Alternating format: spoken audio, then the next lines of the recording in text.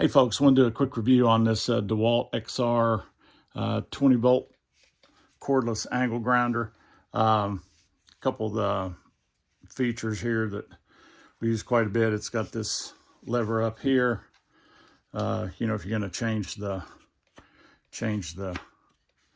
guard position around, and that seems to work pretty well. And then the other nice thing about it is, and I know a lot of tools have this, but this one seems to work really well on this paddle switch here for activation. If you have to hold that down flush before, so it's not gonna come on in the bag or whenever you go to lay it down, and obviously contact something you don't want to have contacted there with that blade, exposed blade on it.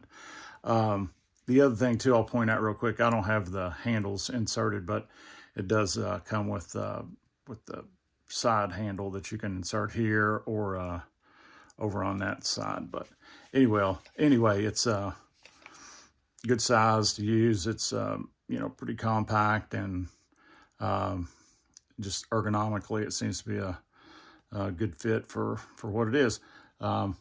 Thanks for watching. Appreciate it.